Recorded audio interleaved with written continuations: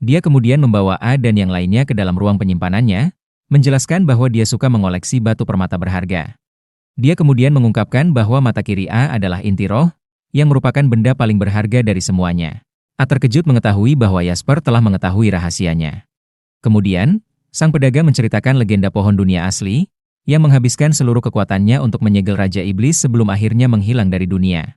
Jasper mengatakan bahwa dia telah mencari inti roh selama bertahun-tahun, dan sekarang setelah menemukannya, dia ingin menyimpannya selamanya. A ingin langsung menolaknya karena dia lebih lurus daripada penguasa kerajaan. Tetapi Ursula menyarankan agar Jasper memiliki uang serta informasi tentang pohon dunia, sehingga bisa memanfaatkannya untuk menemukan pohon lain. Dengan berat hati, A setuju untuk mendekatinya tetapi menegaskan bahwa mereka hanya akan berteman di awal. Jasper tidak masalah dengan itu dan mengatakan bahwa suatu hari nanti A pasti akan menjadi anggota bangga dari haremnya.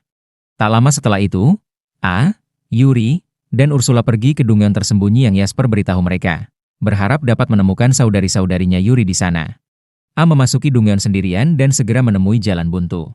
Ursula memberitahu bahwa ada mantra teleportasi di dinding, dan dia bisa mengaktifkannya dengan menyentuhnya. Begitu A menyentuh mantra teleportasi, dia tiba-tiba menemukan dirinya berada di hutan besar. Dia panik melihat hutan di dalam dungeon, tetapi Ursula mengatakan bahwa kemungkinan besar ilusi kuat telah mengubah tampilan dungeon tersebut. Saat itulah A mendengar suara dari tempat yang tidak diketahui. Yuri segera mengenali suara itu sebagai suara saudari nakalnya, Pina, dan ia keluar dari mata A untuk berbicara dengannya. Pina berkata bahwa dia senang bisa bertemu dengan saudara perempuannya lagi dan memintanya untuk menemuinya di ujung dungeon. A mengeluh kepada gadis kecil yang usil itu, mengatakan bahwa Yuri telah datang jauh-jauh hanya untuk bertemu dengannya. Jadi seharusnya Pina menggunakan sihir teleportasi untuk langsung membawa mereka ke tempatnya. Namun, Pina memberitahu bahwa dia tidak bisa menggunakan sihir teleportasi, jadi mereka harus berjalan melewati hutan. Yuri siap untuk itu, tetapi Pina menyuruhnya untuk duduk santai dan membiarkan pacarnya melakukan pekerjaan berat. Yuri langsung tersipu mendengar itu. A juga menyuruhnya untuk kembali ke dalam matanya karena hutan bisa berbahaya, dan dia bisa membersihkannya lebih cepat sendiri. Pina mengejek kepercayaan dirinya, memberitahunya bahwa dia telah memasang ratusan jebakan berbahaya di seluruh hutan. Selain juga ada monster-monster buas, dan tidak ada manusia yang bisa melewatinya. A dengan percaya diri menjawab bahwa mereka akan melihat sendiri dan langsung berjalan lurus ke depan. Sementara Ursula menganalisis situasi melalui mata kanannya. Dengan begitu, A mendapatkan informasi akurat tentang jebakan serta cara menghindarinya, lalu dia dengan cepat berlari melewati hutan tanpa kesulitan. Hal ini membuat Pina frustrasi, dan dia meminta A untuk setidaknya berpura-pura kesulitan karena dia sudah bekerja keras memasang semua jebakan itu. Yuri juga mengatakan bahwa Pina memang suka menciptakan berbagai hal dan menghibur orang-orang bersamanya, dan dia menjawab bahwa hiburan ini bisa merenggut nyawa seseorang.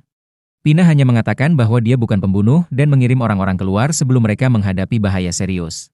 Dia kemudian mengatakan bahwa monster yang lebih kuat akan datang berikutnya dan mendesak A untuk menyerah. Namun, A menyatakan bahwa dia tidak akan berhenti demi membuat Yuri bahagia. Saat itu, seekor monster tumbuhan peringkat es muncul di depannya dan menyerangnya dengan serbuk tidur. Namun, A memiliki ketahanan terhadap semua status buruk, jadi dia bahkan tidak merasa mengantuk, yang membuat Pina frustrasi. A kemudian memanggil pedangnya dan membunuh monster tumbuhan itu dalam satu tebasan, lalu menilai monster itu untuk mendapatkan keterampilannya. Dia mengetahui bahwa dengan menggunakan keterampilan unik monster tumbuhan itu, dia bisa menghasilkan benih dari semua jenis tanaman. A berpikir bahwa ini adalah keterampilan yang berguna, tetapi tiba-tiba sesuatu menghantam kepalanya. Dia bertanya-tanya apa yang terjadi dan mengapa dia tidak bisa menemukan penyerangnya. Ursula kemudian memberitahunya bahwa mereka menggunakan keterampilan siluman. Namun, Pina terkejut karena A masih berdiri meskipun terkena serangan langsung di kepala. A memberitahunya bahwa dia memiliki kekebalan terhadap serangan mendadak, sehingga dia tidak akan menerima kerusakan dari serangan tersebut, yang membuat Pina semakin kesal. Untuk memperburuk situasi bagi Pina, Ursula berhasil menemukan monster yang menyerangnya, dan A menggunakan sihir gravitasi untuk langsung menghancurkan mereka sampai mati. Semut siluman itu menjadi terlihat setelah mati, dan A menggunakan keterampilan penilaian untuk menyalin keterampilan siluman mereka serta kekuatan lompatan eksplosif. Pina mulai menangis karena tidak ada yang berhasil melawan A, tetapi dia kembali percaya diri dan mengirim dua monster peringkat es untuk menyerangnya secara bersamaan. Namun, A hanya menggunakan kecepatan supernya untuk membunuh keduanya dalam satu serangan. Ketika Pina mengetahui bahwa A hanyalah seorang penilai meskipun memiliki kekuatan sebesar itu, dia menyerah. Sementara itu, Zord, sang pendekar pedang dari kelompok sebelumnya Ion, berada dalam keadaan terpuruk. Semua orang menghindarinya di guild. Bahkan Jalene berpura-pura tidak bersalah dan mengatakan bahwa Zordlah yang memaksanya melumpuhkan A.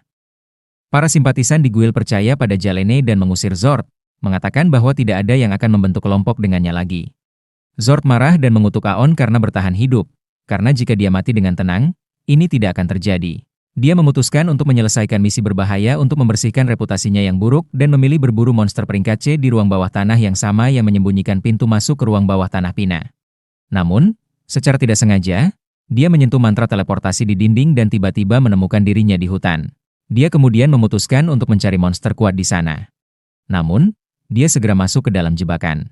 Saat dia hampir menabrak paku dan melihat ajalnya, dia tiba-tiba diteleportasi kembali ke ruang bawah tanah sebelumnya. Tiba-tiba, dia mendengar suara Pina yang mengatakan bahwa dia tidak akan mati di ruang bawah tanahnya, dan dia akan selalu diteleportasi keluar sebelum terjadi sesuatu yang serius. Jadi, dia bebas mencoba kapan saja. Zord melihat ini sebagai kesempatan untuk menjadi lebih kuat dan mendapatkan kembali kehormatannya. Dia terus memasuki ruang bawah tanah berulang kali, terluka akibat jebakan tetapi tidak menyerah. Akhirnya, dia menemukan seekor monster buaya raksasa di depannya. Dibutakan oleh ambisi untuk kejayaan, dia menyerangnya. Namun, monster itu terlalu kuat untuknya dan membuatnya terpelanting hanya dengan satu sentuhan ringan. Pina menyuruhnya menyerah dan menawarkan untuk mengirimnya kembali ke ruang bawah tanah sebelumnya. Tetapi dia menolak. Tiba-tiba, monster itu menginjak lengannya yang terluka, menghancurkannya, dan Zord berteriak kesakitan. Monster itu kembali menyerangnya, dan dia bersiap menghadapi kematian. Namun, tiba-tiba, A muncul dan membunuh buaya raksasa itu hanya dengan satu tebasan pedangnya. Zord hanya bisa melihat punggungnya dan mengira bahwa dia pasti seorang petualang peringkat tinggi dengan kelas pekerjaan yang langka. Namun, saat dia menyadari bahwa itu adalah A, dia kehilangan kata-kata. Dia bertanya, "Apa yang kau lakukan di sini? Bagaimana mungkin seorang pemulung sepertimu bisa mengalahkan monster sekuat itu dalam satu serangan?" A hanya mengatakan bahwa dia sedang pemanasan, lalu memperhatikan luka-luka Zord. Dia meminta bantuan Yuri dan menyiram luka Zord dengan air suci, menyembuhkannya sepenuhnya. Ini semakin membingungkan Zord, tetapi sebelum dia bisa bertanya lebih lanjut, A menidurkannya dengan sihir dan meminta Pina untuk mengirimnya keluar. Setelah itu, A melanjutkan eksplorasi dan mencapai ruang bos. Pina mengatakan bahwa dia menunggunya di balik ruang bos. A khawatir bahwa jika dia mengalahkan bos, jalan menuju pohon dunia akan tertutup selamanya. Namun, Ursula meyakinkannya bahwa hal itu tidak akan terjadi selama inti ruang bawah tanah tetap utuh. Ketika memasuki ruangan bos, dia menemukan bahwa ruangan itu adalah sebuah hutan. Tiba-tiba, tanah mulai bergetar, dan dia segera terbang ke udara untuk melihat seekor kura-kura raksasa muncul dari dalam tanah. Dia terkejut melihatnya, tetapi Ursula memerintahkannya untuk berhenti bertingkah seperti pengecut. A menyerang kura-kura dengan bola api, tetapi serangannya tidak berdampak apapun. Kemudian, kura-kura itu menembakkan semburan air yang kuat ke arahnya. A menggunakan keterampilan Super Appraisal untuk memperlambat waktu dan kemudian menggunakan keterampilan Pari untuk mengembalikan serangan air itu ke kura-kura. Namun, serangan itu tetap tidak melukai kura-kura tersebut. Tiba-tiba, A menyadari triknya dan dengan sengaja berdiri di bawah kaki kura-kura yang hendak menginjaknya. Namun, serangan itu tidak menyentuhnya sama sekali. Kini, dia yakin bahwa kura-kura raksasa itu hanyalah sebuah ilusi. Dia menggunakan keterampilan untuk menghilangkan ilusi tersebut dan mengungkapkan bahwa bos sebenarnya hanyalah seekor kura-kura kecil dan menggemaskan. Ursula memuji A karena bisa menemukan kebenaran ini sendiri, karena bahkan dia pun tidak bisa melihat melalui ilusi yang kuat itu. A kemudian mengambil kura-kura bayi itu dan menilainya. Dia menemukan bahwa kura-kura itu adalah anak dari salah satu dari 4 binatang mitos penciptaan. Ursula langsung panik setelah membaca deskripsinya karena binatang mitos tersebut hampir setara dengan pohon dunia asli. Setelah itu, A bertanya kepada Pina apakah dia harus mengalahkan kura-kura bayi yang menggemaskan itu untuk menyelesaikan ujian, karena dia sudah jelas menang. Namun, A dan kura-kura bayi itu memberikan tatapan penuh harapan kepadanya, dan akhirnya, Pina menyerah. Dia mengizinkan A dan yang lainnya datang ke lokasinya. Dua saudara perempuan itu kemudian bertemu kembali dengan emosional. Pina segera berbicara bisnis dan bertanya kepada Yuri apakah dia bisa ikut dengannya karena dia sudah bosan tinggal di dalam ruang bawah tanah. A tidak keberatan karena itu berarti ada satu gadis lagi di kelompoknya, serta lebih banyak kekuatan untuk mata kirinya. Jadi, dia langsung setuju. Setelah itu, kura-kura bayi itu turun dari bahu A dan berubah menjadi seorang gadis. Dia memperkenalkan dirinya sebagai Kiheim, penjaga Pina, dan putri dari binatang ilahi jenuh. A terkejut melihat ini, tetapi yang lebih terkejut lagi adalah Ursula, yang langsung berdiri dalam posisi hormat dan mulai berbicara dengan Kiheim dengan sangat serius. Di sekolah, A tidak mengerti apa yang sedang terjadi. Lalu, Ursula memberitahunya untuk meminta izin dari Kiro sebelum membawa Pina keluar. A berlutut di hadapan Kiro untuk meminta izin, dan Kiro dengan senang hati menyetujuinya. Dia kemudian memberikan Sage Stone kepada A karena dia juga ingin ikut dengannya dan melihat dunia. Tak lama kemudian, Ursula memproses spirit Corpina dan meningkatkan spirit A, membuatnya naik level. A senang menerima peningkatan kekuatan ini, tetapi yang lebih membuatnya bahagia adalah melihat Yuri tersenyum bersama saudara perempuannya. Sekarang masih ada 6 saudara perempuan lagi, dan A berencana untuk menyatukan Yuri dengan semuanya. Keesokan harinya, pedagang bernama Jasper membawa A ke Adventurer S Guild. A merasa gugup berada di sana bersama orang berpengaruh seperti Jasper karena dia takut orang-orang akan menganggapnya sebagai pria yang menjual harga dirinya kepada seorang sugar daddy kaya. Namun, Jasper menyuruhnya agar lebih percaya diri karena mereka akan segera menunjukkan nilai sejati A kepada semua orang. Saat mereka tiba, resepsionis langsung menyambut Jasper dengan penuh antusiasme. Dia hampir memanggil Guild Master untuk menemuinya, tetapi Jasper mengatakan bahwa dia tidak memiliki urusan resmi dengan Guild hari ini. Dia hanya datang untuk membeli barang-barang yang akan dijual oleh temannya kepada Guild. Resepsionis lalu meminta lisensi petualang milik A, dan setelah melihat bahwa dia hanyalah seorang appraiser peringkat F, dia langsung memarahinya. Dia mengatakan bahwa tidak mungkin seorang peringkat F bisa berburu monster. Orang-orang lain di dalam gedung mulai menertawakan A, mengira bahwa dia mencoba menipu Jasper. A semakin gugup mendengar ejekan mereka, tetapi Jasper menyuruhnya untuk menunjukkan apa yang ia miliki. A kemudian mengeluarkan semua hasil buruan monster langka dari Infinite Storage-nya. Semua orang terdiam dan tercengang melihat barang-barang yang sebelumnya hanya mereka dengar dalam cerita. Namun, mereka tetap tidak percaya bahwa seorang appraiser bisa mengumpulkan semua itu sendirian, dan mulai menuduhnya mencuri barang-barang tersebut. Kepercayaan diri A mulai runtuh lebih dalam dari kapal Titanic, dan dia menyesal telah datang ke Guild. Namun, tepat pada saat itu, seorang wanita tombau muncul dan menyuruh semua orang diam. Dia mengatakan bahwa tidak ada seorang pun yang seharusnya dinilai hanya berdasarkan pekerjaannya. Dia mengenali Megan sebagai Guild Master dan langsung terdiam di hadapannya. Mommy, tombau itu segera menyadari bahwa ada sesuatu yang istimewa dengan mata A. Sementara itu, resepsionis telah memverifikasi bahwa semua barang yang ia bawa adalah asli. Jasper menyatakan bahwa dia memburu semua monster itu sendirian dan secara pribadi menjaminnya. Resepsionis langsung memohon maaf kepada A, dan bahkan Megan memintanya untuk memaafkan gadis itu karena telah menilainya berdasarkan pekerjaannya. A merasa senang mendengar itu, dan ketika dia berterima kasih dengan senyuman, Mommy itu mulai menyukainya. Dia mengatakan bahwa A terlihat imut dan ingin menjadikannya tai-nya. Namun, A panik karena tidak tahu harus menjawab apa. Megan menyuruhnya mempertimbangkan tawarannya karena mereka akan sering bertemu setelah ini, lalu kembali ke kantornya. Resepsionis meminta Z untuk menunggu sementara dia memperkirakan nilai barang rampasannya. Tetapi Jasper lalu menyuruhnya mengeluarkan barang-barang dari Dungeon tersembunyi juga. Para petualang terkejut mendengar bahwa A telah membersihkan Dungeon tersembunyi, dan mereka mulai memperlakukannya seperti selebriti. Namun, A tidak suka perhatian dan langsung kabur. Kemudian, saat dia bersantai di pemandian air panas, Yuri tiba-tiba muncul di sebelahnya. Incel ini panik karena belum pernah melihat seorang gadis tanpa busana sebelumnya. Peut, kakak Yuri, juga muncul dan mulai menggoda A, mengatakan bahwa kaki ketiganya bereaksi terhadap Yuri. Dia juga menggoda Yuri, tetapi kemudian Ursula datang dan hampir meledakkan A dengan sihirnya karena telah melihat tubuh putrinya. A segera keluar untuk menghindari rasa malu lebih lanjut dan menemukan Kiro sedang bersantai di luar. Kiro berterima kasih kepada A karena telah membawa dia dan Pina bersamanya, karena sudah lama dia tidak melihat Pina sebahagia ini. A menjawab bahwa dia akan menemukan 6 saudari lainnya juga. Tetapi Kiro tampak muram dan mengatakan bahwa jumlah mereka sebenarnya 7. A terkejut mendengarnya, dan Kiro menjelaskan bahwa pohon dunia tertua menghilang dari dunia, tetapi inti jiwanya tidak sepenuhnya hancur. Dia yakin bahwa Etna, roh pohon dunia, masih hidup bersama penjaganya di suatu tempat, tetapi mereka tidak tahu di mana mencarinya. Keesokan harinya, A bangun dengan suasana hati yang baik dan memutuskan untuk melanjutkan pencariannya terhadap pohon dunia lainnya. Dia pergi ke kantor Jasper untuk berbicara dengannya. Dan ternyata, Mommy, Megan juga ada di sana dengan sebuah misi khusus untuknya. Dia memberitahu A bahwa tugasnya adalah mengalahkan Behemoth, seekor naga monster yang diciptakan oleh Raja Iblis sejak lama. Ketika Raja Iblis menghilang, Behemoth juga ikut lenyap, tetapi baru-baru ini ia muncul kembali. Megan meminta A untuk mengalahkan monster peringkat SS itu, dan Jasper memperjelas bahwa misi ini bisa mengorbankan nyawanya. Mereka berdua mengatakan bahwa mereka akan mengerti jika A tidak ingin mengambil risiko ini. Namun, tanpa ragu, A menerimanya untuk membantu mereka. Megan berterima kasih kepadanya dan berharap dia sukses.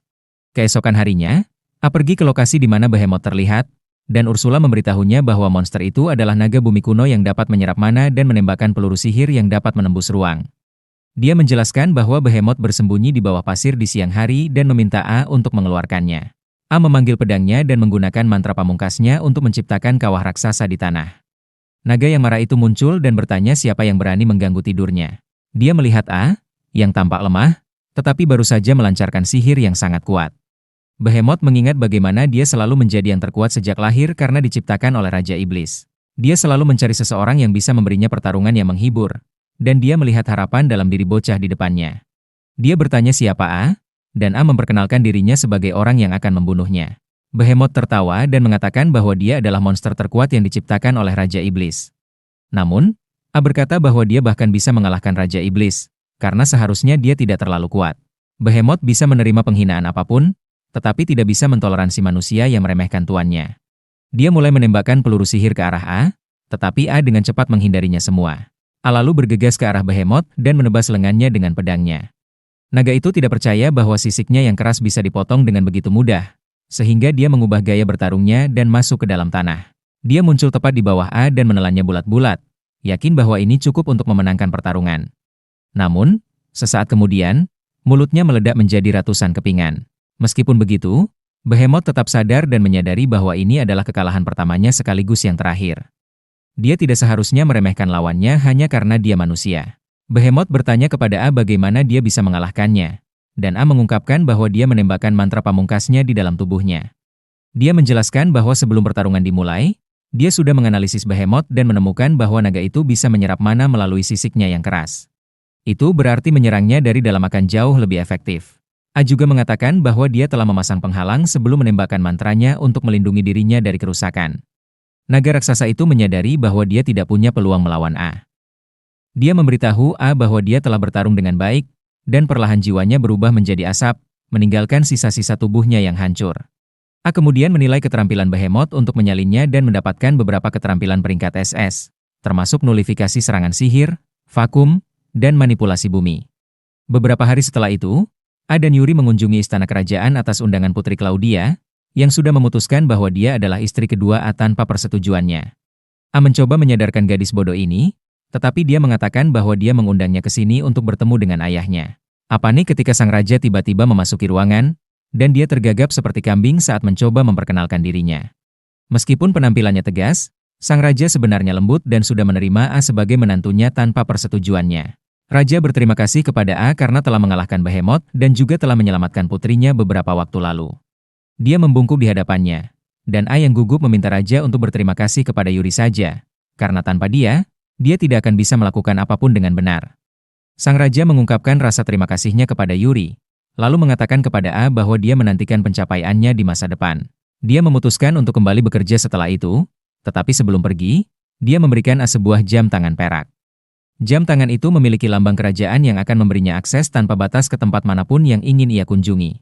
Meskipun A merasa itu terlalu berlebihan, ia menerimanya karena jam tangan itu bisa membantunya mendapatkan lebih banyak informasi tentang keluarga Yuri. Sementara itu, kabar tentang A yang berhasil mengalahkan Behemoth telah menyebar ke seluruh kota, dan semua orang mulai mengaguminya, kecuali Zord, yang justru diperlakukan seperti sampah oleh semua orang.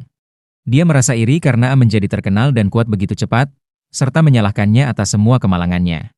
Zord tahu bahwa saat ini ia hanya bisa menahan amarahnya karena tidak bisa berbuat apa-apa terhadap A. Namun, tiba-tiba seorang wanita eksotis berkulit coklat muncul di hadapannya dan memperkenalkan dirinya sebagai roh bernama Etna. Dia mengatakan bahwa dia bisa memberinya kekuatan yang ia butuhkan untuk membalas dendam. Di sisi lain, A mendapati dirinya dalam mimpi buruk tentang masa lalunya. Ia melihat Zord memperlakukannya dengan buruk, sementara dirinya yang dulu hanya tersenyum seperti pecundang yang menerima semua hinaan begitu saja. Ia mencoba berteriak pada dirinya yang ada di masa lalu dalam mimpi itu, tetapi tentu saja suaranya tidak bisa terdengar. Tiba-tiba, ia melihat sekawanan anjing neraka sedang melahap tubuhnya, membuatnya gemetar ketakutan saat menyadari bahwa ia bisa saja berakhir seperti itu. Tiba-tiba, tubuhnya yang sudah setengah dimakan mulai merangkak ke arahnya, mengatakan bahwa ia hanya bisa bertahan hidup karena plot armor. Sosok itu mengejeknya, menyebutnya sebagai pecundang total yang seharusnya mati tanpa daya jika saja ia tidak kebetulan menemukan pohon dunia. Meskipun saat ini ia bangga dengan kekuatan palsunya, hal itu tidak mengubah kenyataan bahwa ia tetap lemah dan tidak berguna di dalam. A mulai berteriak saat mendengar kata-kata itu, dan mimpinya pun tiba-tiba berakhir. Ia terbangun dan melihat Ursula duduk di sampingnya. Ursula bertanya apakah ia baik-baik saja. A akhirnya kembali sadar dan bertanya di mana mereka sekarang. Ursula menjelaskan bahwa ia pingsan setelah pertemuannya dengan Raja karena kelelahan dan telah tidur sejak saat itu. Ursula mengeluh bahwa Yuri sangat mengkhawatirkannya. A langsung bertanya di mana Yuri sekarang. Ursula menjawab bahwa Yuri dan Pina sedang berjalan-jalan di kota untuk menyegarkan pikiran mereka. A mulai merasa cemas, tetapi Ursula meyakinkannya bahwa tidak akan ada masalah karena ia melacak Yuri secara real time. Jika terjadi sesuatu, ia bisa langsung berteleportasi ke sisinya.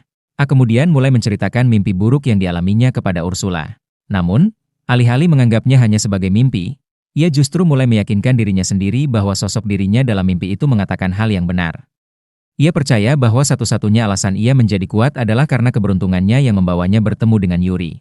Jauh di lubuk hatinya, ia tetap menganggap dirinya sebagai sampah yang tidak berguna. Di sisi lain, Zord masih mencoba memahami tawaran dari Themomi, berkulit coklat, Echidna, tidak bisa percaya bahwa ada cara untuk melawan A. Etna memberitahunya bahwa A menjadi begitu kuat tanpa harus bekerja keras. Semuanya karena Spirit Eye. Zord mempercayainya dan mulai mengutuk A karena dianggap curang untuk menjadi kuat. Etna tertawa dan menawarkan kekuatan yang sama kepada Zord. Zord menjadi bersemangat mendengar hal itu dan mengatakan bahwa dia juga menginginkan Spirit Eye.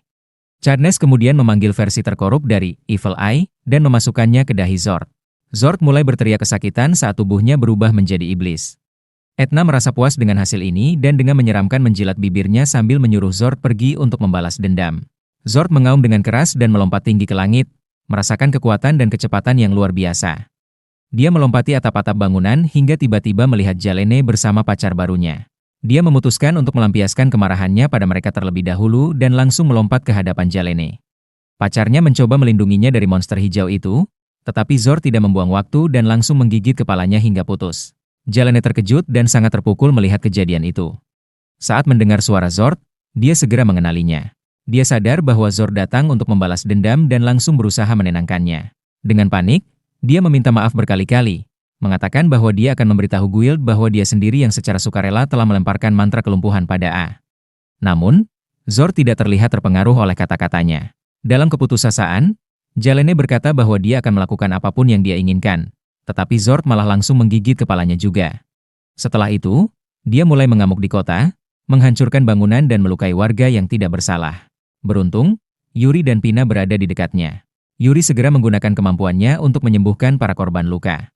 Sementara itu, Etna merasakan keberadaannya dan menggunakan telepati untuk memberitahu Zord agar berhenti bermain dengan orang biasa dan mulai menargetkan para roh. Jika dia membunuh mereka, maka tidak akan bisa menggunakan kekuatan mereka. Zord menyukai ide itu dan langsung muncul di belakang Yuri untuk menyerangnya. Yuri terlalu ketakutan untuk bergerak, tetapi Pina berhasil menciptakan penghalang di sekitar Zord pada detik terakhir, melindungi kakaknya. Dia kemudian menggenggam tangan Yuri dan mulai berlari menjauh, sementara Zord berusaha menghancurkan penghalang dengan tinjunya.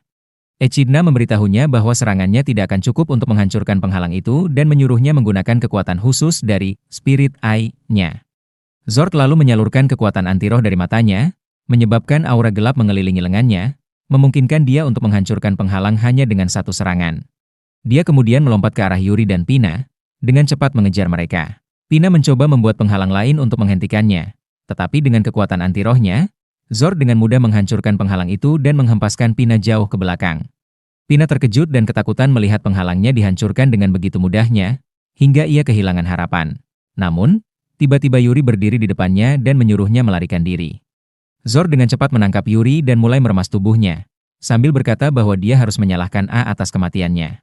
Yuri berteriak memanggil A untuk membantunya, sementara Zord bersiap untuk menyerang, tetapi saat itu, A tiba-tiba berteleportasi ke sana dan menebas Zord untuk menyelamatkan gadisnya. Ursula tiba di tempat itu sepersekian detik kemudian, dan A menyuruh semua orang masuk ke dalam matanya sementara dia menghadapi monster itu. Dia mencoba menilai Zord tetapi tidak mendapatkan informasi yang jelas tentangnya, selain fakta bahwa dia adalah chimera buatan. Ursula juga mencoba menilai Zord, tetapi dia tidak bisa menemukan apapun karena Etna telah menggunakan mantra penyembunyian tingkat tinggi padanya. Zord kemudian menyerang A, tetapi A dengan mudah menangkisnya dan menghempaskannya ke sebuah rumah di dekatnya. Zord keluar dari atap dan mulai menyerangnya dengan serangan cepat. Ketika A menggunakan penghalang, Zord menghancurkannya dengan mudah. A tidak mengerti apa yang sedang terjadi, tetapi kemudian Zord bertanya apakah itu semua yang dia miliki. A mengenali suaranya, dan Zord memberitahunya bahwa dia juga telah berevolusi setelah mendapatkan kekuatan mata roh. A semakin bingung, dan saat itulah Zord melancarkan serangan lain, mendorongnya mundur. Mereka sampai di atap, dan Zord mengatakan kepada A bahwa dia merasa seperti berada di puncak dunia dengan kekuatannya. Dia menunjuk ke mayat Jalene dan pacarnya, mengatakan bahwa dia telah membalas dendam pada mereka yang mengejeknya. Dia mengatakan kepada A bahwa mereka berdua sama dan bahwa pasti juga ingin membalas dendam padanya atas semua yang telah dia lakukan. A membantah dan mengatakan bahwa mereka tidak sama, serta dia tidak menginginkan balas dendam. Namun, tiba-tiba perwujudan dari ketidakamanan dan emosi negatifnya muncul di belakangnya dan memintanya untuk berhenti berbohong. Sosok itu mengatakan kepada A untuk menyerah pada kebenciannya dan membalas dendamnya. A menutup telinganya agar suaranya tidak masuk. Sementara pada saat yang sama, Zord terus menghina dan membuatnya semakin terpojok. Tiba-tiba, Yuri muncul dan menyuruh Zord diam. Dia berkata bahwa A sama sekali tidak seperti Zord. Dia mengatakan bahwa A kuat dan baik hati, dan dia tidak akan pernah merendahkan dirinya untuk bermimpi tentang balas dendam. Ursula juga muncul dan menyuruh A percaya pada dirinya sendiri karena dia telah tumbuh menjadi lebih kuat, bukan hanya secara fisik tetapi juga secara mental. Dia mengatakan bahwa meskipun A mendapatkan beberapa kemampuan dan kekuatan karena Yuri, dia selalu memiliki keberanian dan kebaikan untuk terus maju terlepas dari segala rintangan. Yuri juga mengatakan bahwa dia percaya pada A. Termotivasi oleh kata-katanya, A memutuskan untuk menghadapi ketidakamanannya secara langsung. Dia menyatakan bahwa dia akan hidup sesuai dengan harapan Yuri apapun yang terjadi dan berubah menjadi Super Saiyan, melepaskan sejumlah besar mana emas yang membakar habis rasa tidak amannya dan emosi negatifnya. Bahkan Zord pun terkejut dengan ledakan mana ini, dan Ursula memberitahu A bahwa akhirnya dia berhenti meragukan dirinya sendiri, sehingga kini dia bisa menggunakan kekuatan penuh dari roh tersebut. Zord mengatakan bahwa ini tidak akan menghentikannya untuk membunuh Aon dan langsung melesat ke arahnya. A tetap diam sepenuhnya hingga saat terakhir, lalu menghantam Zord dengan pukulan balik yang membuatnya terhempas ke jalan dengan menyedihkan. Zord tidak bisa menerima hal ini, tetapi A sudah berjalan ke arahnya dengan ekspresi sedih penuh rasa iba. Zord, yang frustrasi, bergegas menyerangnya, tetapi A memanggil penghalang yang menghentikan kekuatan gelapnya. Ursula memberitahu Zord bahwa dia hanya menerima sedikit kekuatan dari roh di belakangnya dan dalam kondisinya saat ini, dia tidak mungkin mengalahkan A. Zord berteriak kepada Ea untuk memberinya lebih banyak kekuatan, dan Ea dengan senang hati melakukannya, menyebabkan mutasi lebih lanjut pada dirinya. Zord kemudian mengatakan kepada A bahwa sekarang dialah yang terkuat dan langsung menerjangnya. Namun, A memanggil pedangnya dan menebas Zord dengan serangan dahsyat, menghancurkan tubuhnya serta mata roh yang telah terkorupsi. Meski begitu, Zord entah bagaimana berhasil bertahan dari serangan itu, dan tak lama kemudian para penjaga datang untuk menangkapnya. A menyaksikan Zord dibawa pergi dan berpikir bahwa seseorang telah memanfaatkan kelemahan serta keputusasaan-nya. Dia mulai bertanya-tanya siapa yang ada di balik semua ini dan apa tujuan mereka. Tetapi tidak ada petunjuk sama sekali untuk mencari jawabannya. Kemudian, malam itu, Etna mengumpulkan bagian yang rusak dari mata roh yang telah terkorupsi, yang ternyata adalah perangkat perekam untuk mengumpulkan data tentang kekuatan dan kemampuan A.